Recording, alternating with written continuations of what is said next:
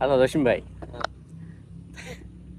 তুই মালয়েশিয়া আর আগে কি ভাবতি মানে প্রবাসটা কেমন, বিদেশটা কেমন, আসলে তোর ভাবনা কেমন ছিল?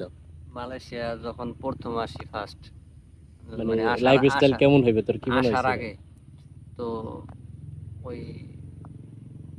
ভাই বেড়াতার যারা ছিল হুম। এরা তো চাকরি চুকরি করতো, চাকরি করতো। তো এরা ফোন করলে বলতো যে এই যে কাজে থেকে বের হইছি, এই যে গেছি আইছি। তা আমি ভাবতাম কি যে খুব একটা মানে মনে হয় যে লাক্সারিয়াস লাইফ। অন্যরকম লাক্সারিয়াস লাইফ, ঠিক আছে, ভিআইপি লাইফ। তো দাঁড়া দাঁড়া দাঁড়া, ভাত খাইতো কেমনে? ভাত খায় কেমনে বিদেশে মানুষ?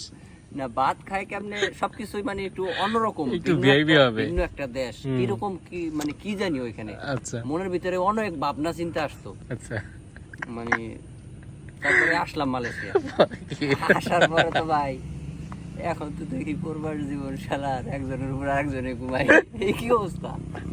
আবার দেখি সবাই ভাতের বাড়ি বইলে আয় বসে কাল থেকে যখন ফার্স্ট রুমে আইসি, ঠিক আছে, এক একটা আইসে পর এই কি অবস্থা, কিন্তু পুরো অন্যরকম। আমি তো মনে করছি কি যে কি অফিস টফিস করে। আর প্রথম যেদিন আমি কাজে যাই আমি তো কই কি রে ভাই, কাজকর্ম তো মানে এত ভিআইপি ভাবছিলাম, অফিসিয়াল জব টব মনে হয় অন্য কিছু অবস্থা। তো যাই হোক, মানে তখন অন্যরকম মানে চিন্তা ভাবনা, কিন্তু কাজের ছোট করে দেখা। ঘুমানোর খাটটা কেমন হইবে ভাবছিলি? হ্যাঁ, ঘুমানোর খাট কেমন হইবে মনে হয়েছিল? মানে খাট খুঁড়ো তো ভিআইপি আন্দে, এই যে বিজনেস তাদেরও নাই। পুরো সে কামড়ায়। উড়াস তো ভাই বলা লাগে না, ঠিক আছে, বিদেশি উড়াস বলা লাগে না, কিন্তু আলহামদুলিল্লাহ এখন আল্লাহ ভালো রাখছে। Oh, good.